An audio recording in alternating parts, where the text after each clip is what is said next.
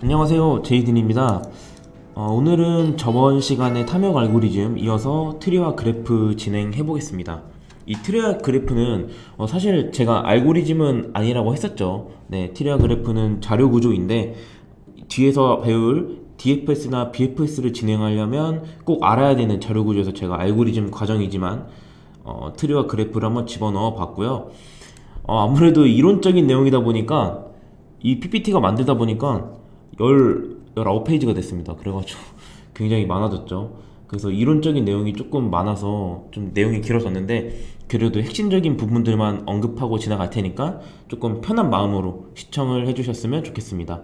지금 제가 오늘 강의하는 내용들은 그렇게 외워야 하는 부분들은 딱히 없어요. 그냥 이런 종류가 있구나, 트리란 이런 거구나, 그래프란 이런 거구나, 이런 거를 좀 공부하는 시간이라고 생각을 하셨으면 좋을 것 같아요. 그러면 오늘은 트리의 개념을 한번 보고 그 이후에 트리에서 사용되는 용어, 그 다음에 이진트리라는 걸 살펴볼 거고요. 그 다음에 트리 순회하는 방법, 그 다음에 그래프, 그래프 유형이 뭐가 있는지 이를 한번 살펴보고, 오늘은 자료구조적으로 그냥 트리와 그래프에 대한 개념을 보고 다음 시간에는 이 트리와 그래프를 활용한 DFS에 대해서 한번 진행을 해볼까 합니다. 그래서 한번 진행해 보겠습니다. 트리입니다. 트리는 이름 그대로 나무겠죠? 나무여서 나무의 형태를 띠고 있어요. 그래서 하나씩 살펴볼게요. 이 트리는 비선형 구조입니다. 비선형 구조 뭐죠? 되게 어려운 용어 같아 보이지만 이 선형 구조에 반대되는 용어예요. 그럼 선형 구조가 뭘까요? 선형 구조는 리스트처럼 데이터가 나열되는 것들을 의미합니다. 그럼 비선형 구조는 당연히 데이터가 나열되지 않는 것을 의미를 하겠죠. 그래서 데이터가 이렇게 분산되어서 표시되는 것들을 의미합니다. 여기에는 숫자가 들어갈 수도 있겠고요. 아니면 이름, 김씨, 이씨, 데이터들이 들어가는 거죠. 이게 데이터들이 선형적으로 줄을 세우는 게 아니고 그냥 자유롭게 그려져 있는 것을 비선형 구조로 합니다. 트리의 특징이에요. 그리고 오늘 우리가 뒤에 배울 그래프 있죠. 이 그래프도 비선형 구조입니다. 그래서 이제 비선형 구조에는 트리와 그래프가 있어요. 그럼 오케이, 여기까지는 알았겠고, 그럼 그 밑에부터 봅시다. 이 밑에 이 두 개는 트리를 그래프와 구별할 수 있는 요소들이에요. 한번 살펴보면 계층적 구조라고 되어 있죠. 계층적 구조는 이렇게 층이 나눠져 있다는 거예요. 그래서 김씨는 이씨보다 위에 있다. 그렇죠. 제가 이씨지만 한번 예시를 그냥 그렇게 들어볼게요. 이런 식으로 뭔가 데이터들 간의 계층을 나눌 때 사용할 수 있고요. 그 다음에 원소들 간의 1대 n의 관계를 갖습니다. 그 얘기는 즉슨 여기 만약에 새로운 박씨가 나와서 이 박씨와 이씨가 연결되고 김씨랑 이씨랑 연결되고 n 대 n으로 서로 막 얽혀 있을 수 없다는 거예요. 트리는 계층적 구조를 가지고 1대 n의 관계를 갖는 비선형적인 구조를 트리라고 합니다. 그래서 우리가 1대 n이기 때문에 무조건 이 1인 친구에서 n개가 뻗어나오죠. n개가 이렇게 뻗어나오죠. 그럼 이 친구들도 하나의 1이 된다 그러면 또 n개를 뽑을 수 있겠죠. 그래서 이 구조가 마치 나무와 같다 그래가지고 트리라고 하는 겁니다. 근데 아까 이게 그래프와 구별을 한다 했죠. 물론 뒤에서 얘기하겠지만 가볍게 얘기하자 보면은 그래프는 계층적 구조도 아니고 원소들 간의 1대 n의 관계를 갖는 게 아니고 n 대 m을 갖습니다. 그래서 데이터가 이렇게 막 비선형으로 놓여는 있지만 서로 막 자유분방하게 이렇게 얽혀 있는 거예요. 그래서 이 그래프의 예시로는 우리 내비게이션을 들 수도 있어요. 이 하나하나가 도로, 하나하나가 목적지고 이 선 자체가 도로가 될 수 있겠죠. 그리고 이 트리는 어떻게 보면 우리 사원, 우리 회사 조직도 보면은 여기 사장님 계시고 여기 이사 1, 2, 3 계시고 이런 식으로 되게 사장이 하나 되는 거죠. 물론 이게 사장이 여러 명일 수도 있고 그런 관계도 있지만 일반적으로는 이렇게 계층적 구조로 가기 때문에 이런 조직도를 구현할 땐 트리를 사용합니다. 그래서 되게 이 트리와 그래프도 자료 구조적으로 이제 그러니까 데이터가 어떤 식으로 구성되어 있느냐에 따라서 선택을 해야 되는 거예요. 그리고 우리가 그 순간에 필요한 자료 구조를 선택하기 위해서는 이제 트리와 그래프를 알아야겠죠. 네. 그래서 우리가 트리와 그래프를 지금 배우고 있는 거고요. 일단 트리와 그래프에 대해서 일단 간단하게 알아봤고, 그럼 이 트리에서 이 용어들, 이 트리들을 표현하는 용어들 한번 살펴볼게요. 네, 트리 용어입니다. 이 트리 용어를 살펴보면 우리가 아까 표현했던 1이나 이름 이런 데이터들이 들어가는 트리를 구성하는 기본 요소, 그러니까 여기 데이터가 들어가는 요소를 노드라고 합니다. 그래서 여기 역시 트리를 보면은 A, B, C, D, E, F, G, H, I, J 이거 하나하나가 이제 노드, 그러니까 기본 요소, 데이터가 들어가는 곳이라고 보시면 될 것 같고요. 이 루트 노드라고 하는 거는 이제 우리 막 루트 사용자 이런 걸 하잖아요. 관리자 권한, 그러니까 결국 최상단에 있는 노드를 의미합니다. 여기 같은 경우에는 A가 루트 노드가 되겠네요. 그 다음에 리프 노드 같은 경우, 리프가 뭐죠? 약간 나뭇잎 같은 거잖아요. 그래서 가장 마지막에 있는 말단 노드, 단말 노드를 얘기합니다. 그럼 여기 트리에서는 이제 뭐 J나 아니면 H나 I가 될 수 있겠죠. 그 다음에 부모, 자식, 형제의 노드가 있는데, 부모 노드는 만약에 이 B의 부모 노드는 A인 겁니다. 말 그대로 부모이기 때문에 자기보다 위에 있는, 윗레벨에 있는 노드를 의미를 해요. 그럼 자식 노드는 어떤 걸까요? A의 자식 노드는 뭘까요? 바로 B와 C겠죠. 네. 그럼 형제 노드는 뭘까요? 형제 노드는 자기랑 같은 레벨에 있는 친구, B의 형제 노드는 C가 되겠고요. F의 형제 노드는 D랑 E랑 G가 되겠죠. 그래서 이제 이런 계층 관계를 나타내는 용어를 의미합니다. 그 다음에 이 간선은 이 노드와 노드, 데이터와 데이터를 연결하는 선을 의미해요. 엣지라고 하거든요. 그래서 A와 B 데이터 간의 그런 연결하는 선을 간선이라고 합니다. 외울 필요 없어요. 이게 많이 보시다 보면 결국 익숙해지시기 때문에 뭐 처음에 외워두면 당연히 두고두고 쓰겠지만 굳이 막 그렇게 노력해서 외울 필요까지는 없습니다. 그래서 편하게 들으시면 좋을 것 같아요. 그래서 다음 볼까요? 여기 레벨 높이 차수가 있는데요. 여기서 레벨은 루트에서 노드까지의 거리를 의미합니다. 그러면은 이 루트에서 어떤 특정한 노드까지의 거리를 레벨이라고 하는데, 그럼 루트 노드의 레벨은 몇일까요?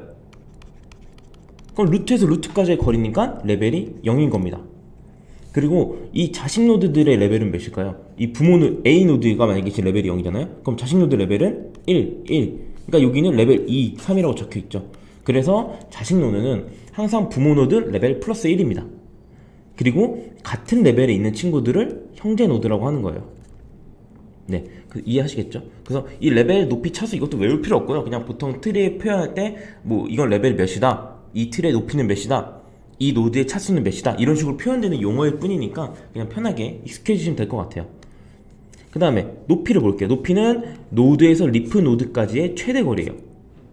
그럼 이거는 리프 노드의 높이는 몇일까요? 리프 노드의 높이는 당연히 0이겠죠. 리프에서 리프까지니까. 그러면 루트 노드의 높이는 몇일까요? 결국 이 루트의 높이는 트리의 높이랑 똑같은 거죠. 루트 상상 맨 위에 있으니까. 그럼 이거 같은 경우에는 높이가 3이겠죠. 맞나요? 1, 2, 3. 네, 3이겠죠. 그 다음에 마지막으로 볼 거. 이 차수는 노드의 자식수예요. 그럼 B의 차수는 몇일까요? D2니까 2겠죠. A는 2겠죠. 네. 그럼 트리의 차수는 몇일까요? 트리 차수는 현재 이 트리에서 가장 자식 노드를 많이 가지고 있는 수. 그럼 여기로 치면 그냥 제일 많이 가지고 있어봤자 2개네요. 그러면은 2가 되는 겁니다. 해서 우리 앞에서 이 노드나 각간의 관계를 표현하는 용어, 그리고 이 트리, 노드 간의 뭐 거리나 이런 자식 수를 나타내는 용어를 살펴봤습니다. 이어서 가볼게요. 우리 이제 트리는 뭐 트리가 어떻게 그리는지, 어떤 형태인지도 알겠고, 이 구성들이 뭐 어떻게 표현되는, 그러니까 어떤 용어로 보이는지도 확인을 했죠. 근데 우리가 지금 중요한 결국 코드로 표현을 해야 되잖아요. 그럼 이 코드를 어떻게 표현하는지를 한번 살펴볼게요. 보면은 방법에는 리스트와 연결 리스트로 표현하는 방법이 있습니다. 리스트를 먼저 보면 이 트리의 데이터들, 노드들을 리스트의 순서대로 저장을 하는 거예요. 바로 밑에 예시를 보겠습니다. 리스트가 있고 안에 A, B, C, D, E, F 뭐 none으로 채워져 있죠. 그래서 이 루트 노드는 인덱스 0에 저장돼요. 일단 이 예시를 제가 한번 트리로 그려볼게요. 그려보면 그래서 이 방식대로 보면은 루트 노드는 맨 처음에 인덱스 0에 저장이 된다. 대장이니까. 그래서 지금 인덱스 0에 저장이 되어 있죠. 그 다음에 노드 i의 왼쪽 자식은 2 곱하기 i 더하기 1 리스트 위치에 인덱스에 저장을 하고, 오른쪽 자식은 2 곱하기 i 더하기 2 인덱스에 저장하는 거예요. 그럼 지금 A, 루트 노드의 왼쪽 자식은 누구죠? 왼쪽 자식은 B고 오른쪽 자식은 C죠.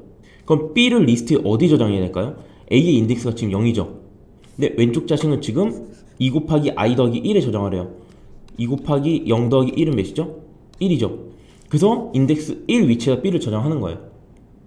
그 다음에 오른쪽 자식은 2 곱하기 0 더하기 2 해서 인덱스 2의 자리에다가 C를 저장하는 겁니다. 그럼 이 D는 어떻게 저장해야 될까요? 지금 B의 위치가 1이죠.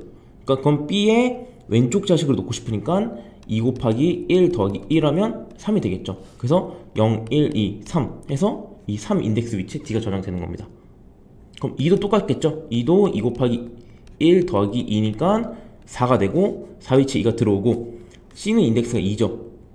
왼쪽 자식이죠. 그렇기 때문에 2 곱하기 2 더하기 1 하면 5죠. 그래서 5 위치에 제대로 들어가 있는 걸 확인할 수 있습니다. 이런 식으로 우리가 그리고 싶은 그래프는 리스트로 아래와 같은 이제 조건에 따라서 표현을 할 수 있어요.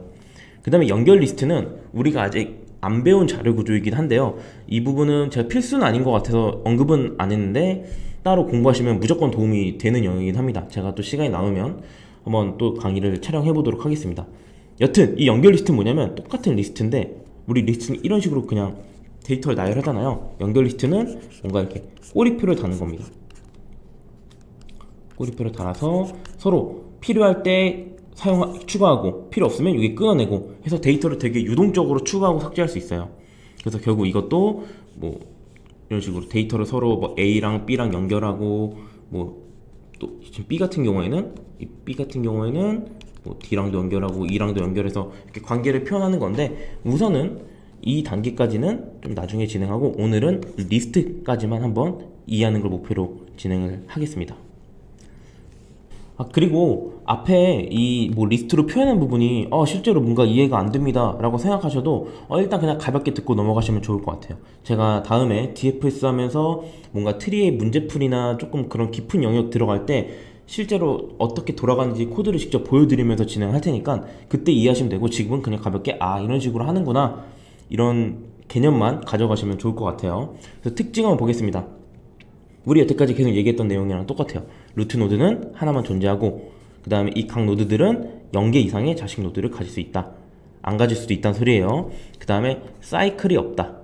이게 좀 중요한 문제인데요. 이 사이클이라는 건 뭐냐면 우리가 A라는 노드에서 시작해서 B 거쳐서 C 간 다음에 A 해서 다시 자기 자신으로 돌아올 수 있으면 이게 사이클이 있다고 하는 겁니다. 근데 트리는 계층적이고 보통 단방향으로 쭉쭉 내려가는 관계이기 때문에 사이클이 보통 없어요. 그래서 이제 그래프에서 보통 이 사이클이 나오는데요. 우선은 일단 트리는 사이클이 없다 정도만 딱 알고 제가 뒤에서 그래프에서 사이클은 조금 더 자세히 언급을 할게요. 그 다음에 이진 트리입니다. 바이너리 트리라고 하거든요. 비트리라고도 많이 해요. 사실 트리는 저는 개인적으로는 이 이진 트리를 위해 존재한다고 생각을 하기도 합니다. 이 이진 트리는 트리의 가장 기본적이고도 중요한 트리예요. 이 이진 트리는 뭐냐면 각 노드가 최대 2개의 자식을 가질 수 있는 구조예요. 아무리 많아도 2개밖에 못 가져요. 근데 이게 왜 자식을 2개로 제한한 게 왜 중요해지나요? 이유는 바로 효율적인 탐색이 가능하기 때문이에요. 제가 처음에 얘기했던 거 기억나시나요? 1부터 100까지 중에 한 개의 숫자를 맞춰라 라고 했을 때 일반적인 사람들은 어디를 정하죠? 50을 부르겠죠. 그럼 50을 정하면 1부터 50 범위와 51부터 100까지의 범위로 나뉘겠죠. 뭔가 이 2개의 자식과 관련이 돼 있는 것 같지 않나요? 결국 우리가 이 1부터 100이라는 노드를 만약에 비트리로 설정을 한다면 여기 50을 놓고 왼쪽에는 50보다 작은 친구, 오른쪽에는 50보다 큰 친구, 여기다가 뭐 75, 25 이렇게 놓고 여기에는 뭐 더 작아야 되니까 62니까 62라고 하고 87 이런 식으로 놓으면은 결국 우리가 이 노드를 비교해 봤을 때 내가 말한 답이 더 커 이러면 그냥 오른쪽으로 넘어가서 탐색 범위를 절반씩 줄일 수 있잖아요. 그래서 이 이진 트리가 굉장히 중요한 겁니다. 트리는 계층적인 구조고 우리가 탐색하면서 밑으로 내려갈 때 이 최대 2개의 자식밖에 못 가는 구조 때문에 반씩 범위를 계속 줄여나가면서 탐색을 할 수 있는 거예요. 그래서 매우 효율적인 탐색이 가능하고 실제로 이진 트리는 우리가 데이터베이스에서 인덱싱이라고 하는 그런 굉장히 탐색 효율을 올려주는 기술이 있거든요. 그 인덱싱이나 우리가 일반적으로 알고 있는 파일 시스템 구조에서 실제로 사용이 됩니다. 물론 우리가 그냥 일반적으로 지금 배울 이진 트리를 사용하는 건 아니고요. 그를 조금 더 개선한 뭐 AVL 트리, 뭐 레드블랙 트리 이런 것들을 활용하는 거긴 하지만 그래도 이게 기초가 되는 내용이기 때문에 굉장히 중요하다고 볼 수 있습니다. 그래서 이진 트리 일단 제일 기억해야 될 건 일단 최대 2개의 자식을 가질 수 있다. 그래서 번식 범위를 줄여나갈 수 있기 때문에 효율적인 탐색을 할 수 있다. 그리고 그 효율적인 탐색을 하기 위해서는 이진트리를 사용해야 된다. 이것만 알아두시면 될 것 같아요. 그 다음에 이 이진트리 한번 종류를 볼게요. 제가 한번 그냥 가져와 봤는데요. 풀은 뭐냐면 모든 노드를 모두가 자식을 갖고 있지 않든가 2개만 갖고 있든가 하는 거예요. 지금 2개 갖고 있든가 아예 안 갖든가 하는 걸 이제 풀 이진트리라고 하고요. 컴플리트라고 하는 거는 이제 모든 레벨이 채워져 있는 거예요. 레벨이 뭐였죠? 이쪽이 레벨이죠. 그래서 이 레벨은 다 채워져 있지만 마지막 레벨도 무조건 왼쪽부터 채워져야 된다. 그래서 만약에 이게 여기 안 있고 만약에 이렇게 있으면 컴플리트 이진트리가 아니에요. 그 다음에 디제너레이트 이진트리는 오직 하나의 자식만 가지고 있는 걸 얘기하고요. 퍼펙트는 이제 모든 자식 노드가 2개를 가져가는 걸 얘기를 합니다. 그 다음에 이제 밸런시드 이거는 아까 제가 얘기했던 거. 만약에 10이 있을 때 오른쪽에는 자기보다 큰 거 13, 왼쪽에는 자기보다 작은 거 해서 균형을 잡는 이진트리를 의미를 합니다. 이것도 그냥 종류를 제가 그냥 언급만 한 거고요. 실제로 이것도 외울 필요 없으시고 그냥 아 이런 게 있구나 하고 넘어가시면 될 것 같아요. 그 다음에는 우리 이진트리 순회를 한번 배워볼게요.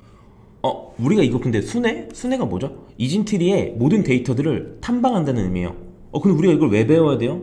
결국 이 이유는 뭐냐면 우리가 알고리즘 문제를 풀면서 모든 노드를 방문해서 정답을 찾아야겠죠. 우리가 원하는. 근데 이 노드를 탐방할 때 어떤 순서로 탐방하느냐에 따라서 소요되는 시간이 달라질 수밖에 없어요.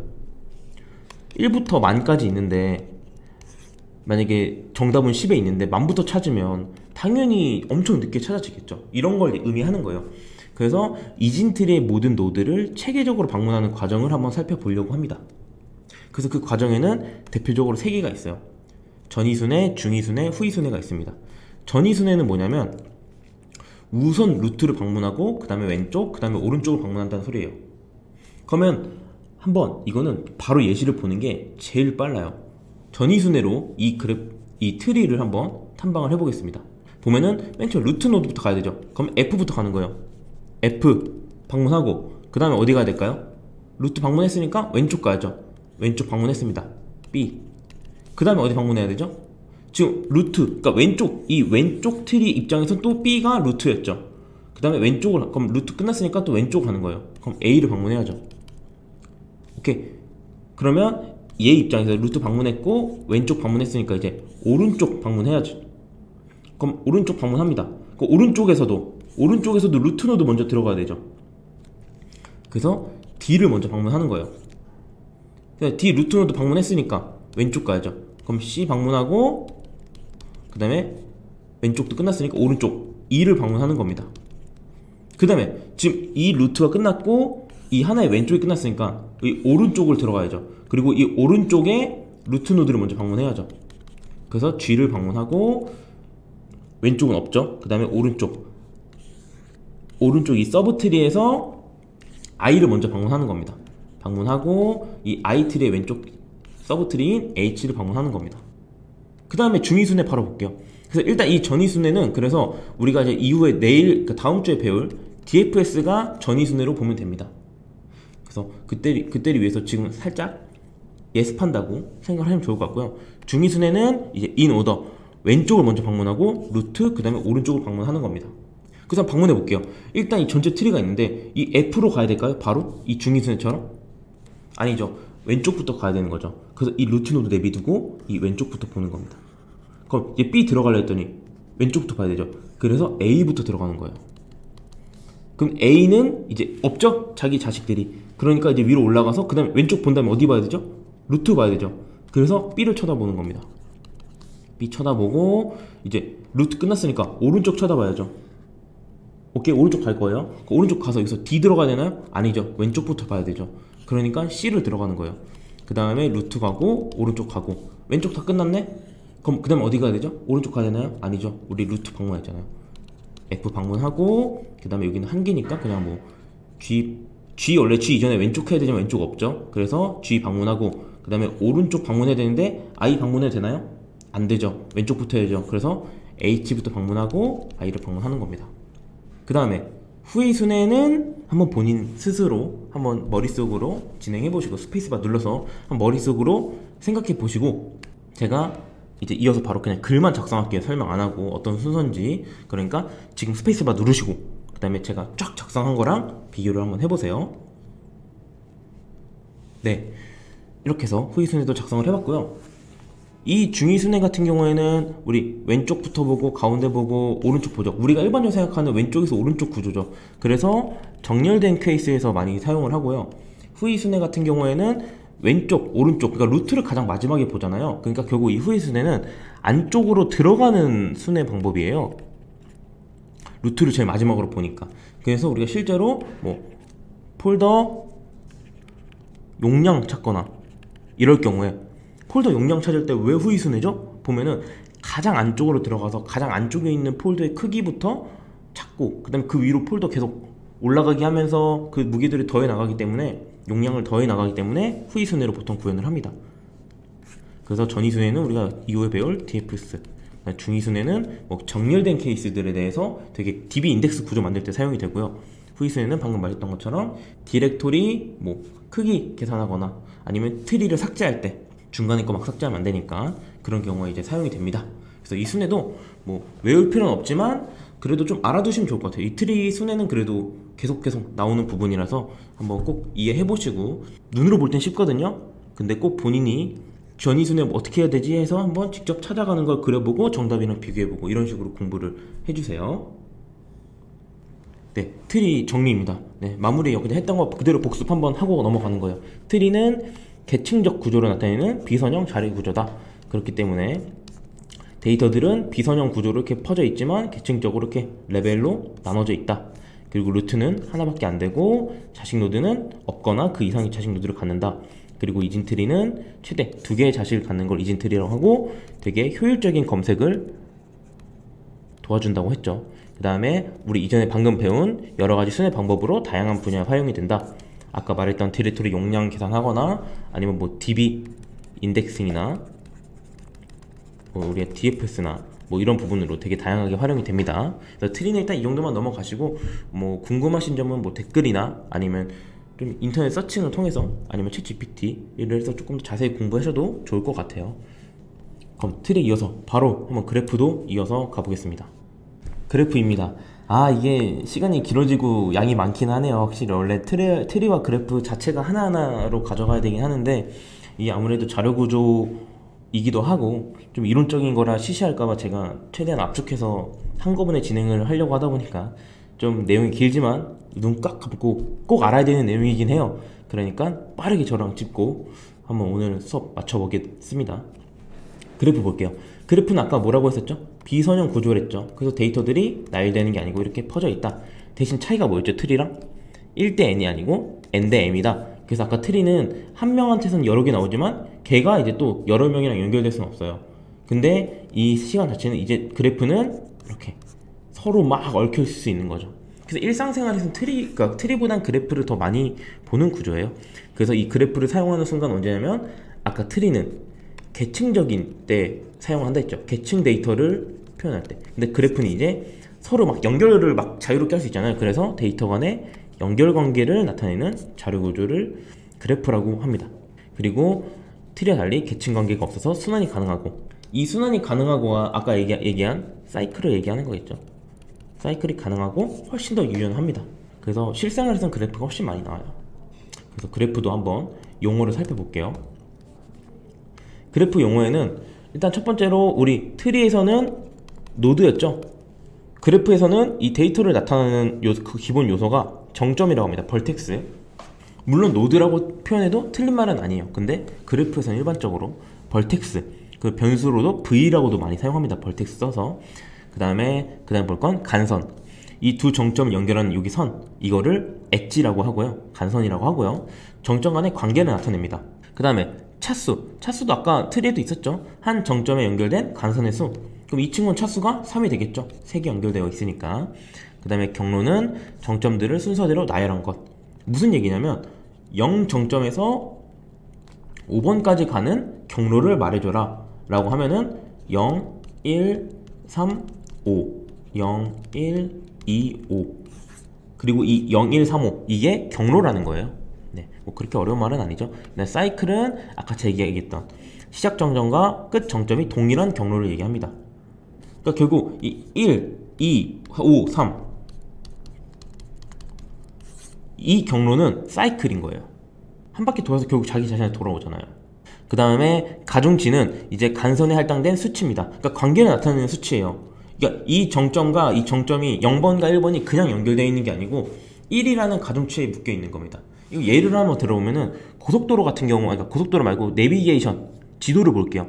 우리가 만약에 서울이 있고 경기도가 있고 그 다음에 뭐 여기 대전이 있어요. 그래서 이거를 그래프로 서로 이렇게 연결되어 있는 걸 그렸어요. 이렇게 하니까 뭔가 밋밋하지 않나요? 실제로 거리는 차이가 있는데, 그래서 이 엣지에다가 가중치를 주는 겁니다. 뭐 여기는 200, 서울 경기도는 한 50, 여기는 한 150 이 정도로 주는 겁니다. 그러니까 결국 이 간선의 가중치가 나타내는 건 결국 거리라는 걸 알 수 있죠. 그래서 여기서는 지금 그러니까 벌텍스는 지역을 의미하고요. 엣지는 연결 관계, 지역 간의 관계를 말하겠죠. 그 다음에 결국 가중치는 거리를 의미하는 겁니다. 이런 식으로 서로 간의 그런 n 대 m으로 서로 얽혀있는 관계를 표현하기 그래프는 굉장히 좋아요. 그래서 용어 한번 살펴봤고요. 그래프 유형입니다. 이것도 굳이 외울 필요 없고 아 이런 게 있구나 정도로만 한번 살펴볼게요. 무방향 그래프, 방향이 없는 겁니다. 서로 자유롭게 왔다 갔다 할 수 있는 거예요. 뭐 예를 들면 서울, 대전 뭐 서로 왔다 갔다 할 수 있잖아요. 그러니까 방향이 없는 겁니다. 대신 방향 그래프는 일방향으로만 갈 수 있어요. 역주행이 안 돼요. 그런 그래프를 방향 그래프라고 하고요. 가중치 그래프는 이제 앞에 숫자가 없으면 서로 그냥 다 동등한 관계로 보면 되고, 가중치는 두 관계가 어떤 가중치를 갖고 있는지를 볼 수 있는 그래프예요. 연결 그래프는 이제 서로 연결되어 있는 그래프고요. 비연결 그래프는 이렇게 연결되지 않은 노드가 존재하는, 그러니까 벌텍스가 존재하는 경우를 비연결 그래프라고 합니다. 사이클은 아까 서로 자기 자신으로 되돌아오는 그걸 이제 사이클 그래프라고 하고요. 비사이클은 지금 보면은 사이클이 돌지 않죠. 이거 같은 경우에는 1, 2, 3, 1 해서 자기 자신으로 다시 돌아오는데 이거는 1, 2, 3으로 끝나죠. 그래서 이런 걸 비사이클이라고 하고, 완전 그래프는 모든 노드가 서로 이렇게 막 얽혀 있는 걸 완전 그래프라고 합니다. 이것도 외우실 필요 없고 그냥 아 이런 게 있구나 정도로만 하고 넘어가겠습니다. 그 다음에 그래프 표현입니다. 이것도 아까 결국 트리 표현이랑 똑같아요. 아 그래프 뭔지 알았고 용어도 어떤 건지 알겠는데 아 그래서 코드를 어떻게 짜냐고 그거를 보려고 이제 보는 거예요. 그래서 이 그래프 표현 방식은 인접 행렬, 인접 리스트, 간선 리스트라는 걸로 표현을 합니다. 이 그래프 표현은 간선의 정보, 간선이 뭐였죠? 엣지죠. 엣지가 뭐였죠? 이 벌텍스, 데이터와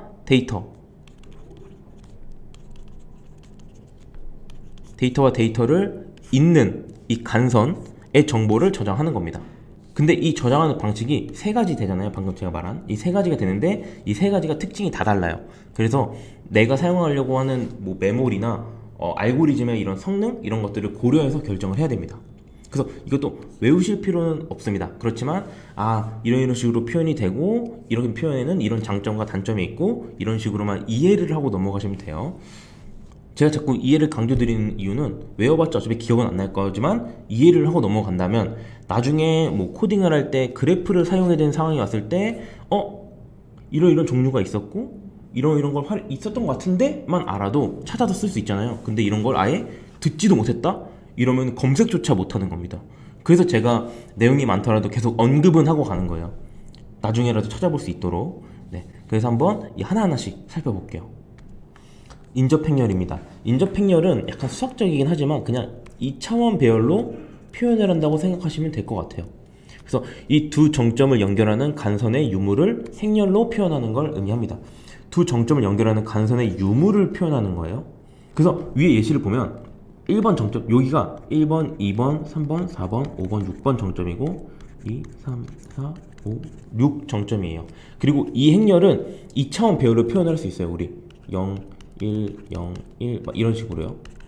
네, 이거를 이제 이렇게 표현하는 겁니다. 그럼 살펴보면은 두 정점을 연결하는 간선의 유무로 행렬을 표현하는 거잖아요. 그래서 1번 보면 5번이랑 2번이 연결되어 있죠. 그래서 1 쫙 옆으로 가보면 2번이랑 5번이 연결되어 있네요. 2번은 누구랑 연결되어 있죠? 1, 3, 5죠. 1, 3, 5.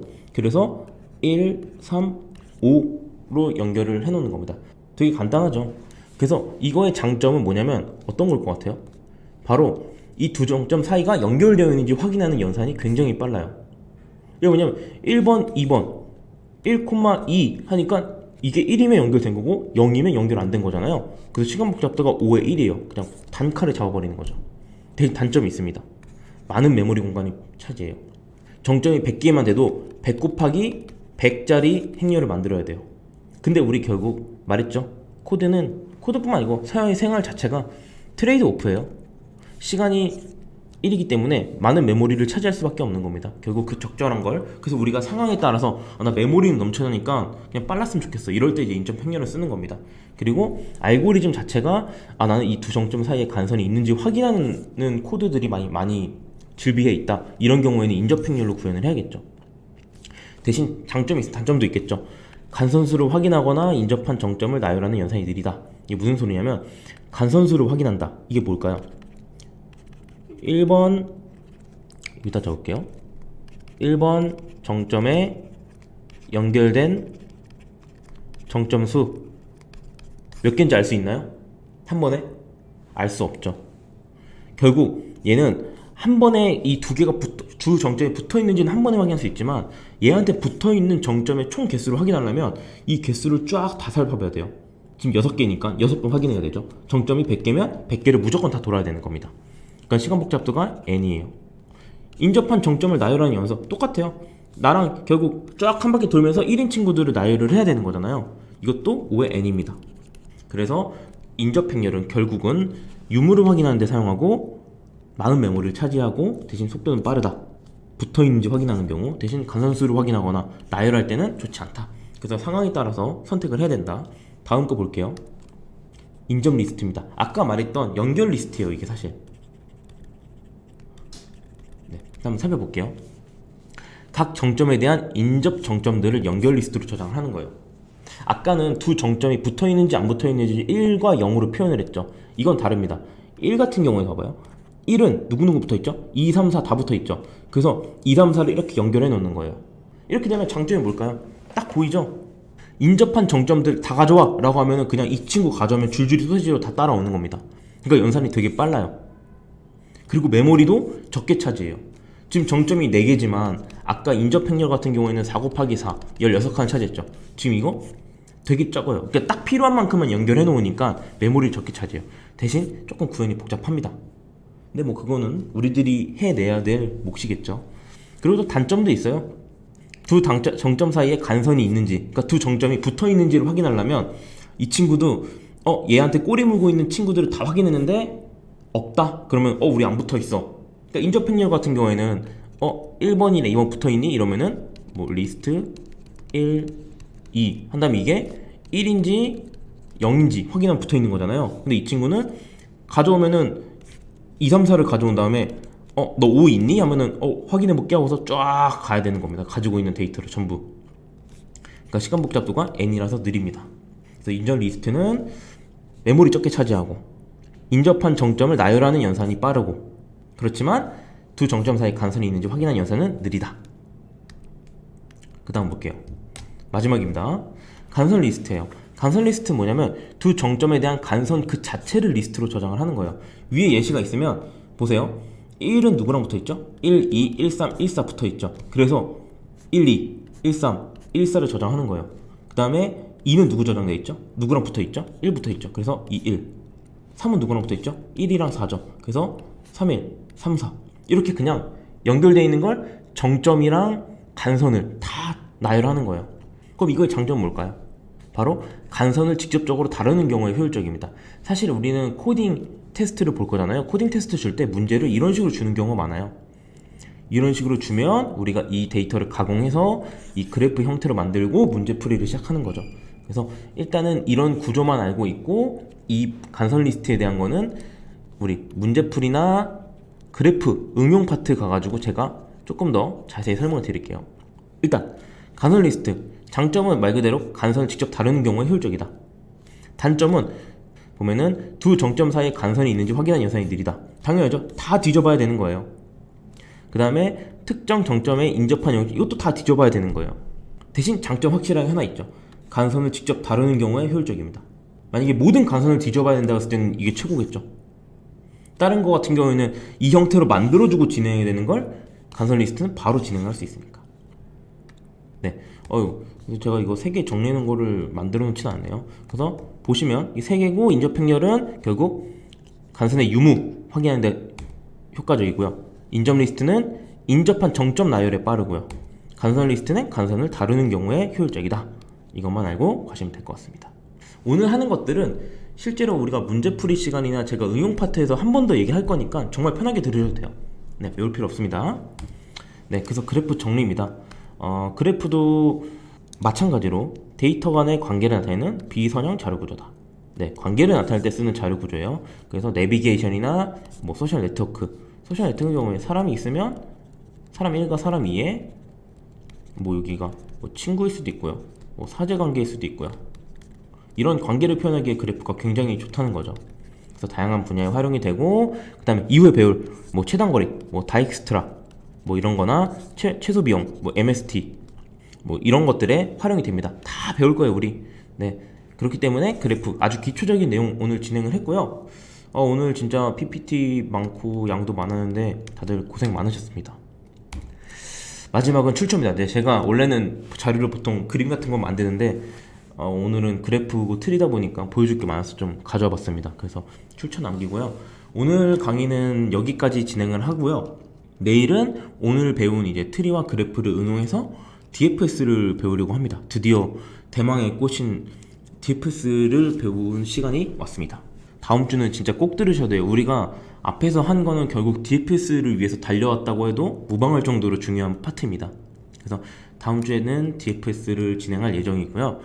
오늘은 자료구조니까 맘 편하게 좀 복습하는 겸 진행했다 생각하시고 다음 영상에서 한번 찾아뵙겠습니다.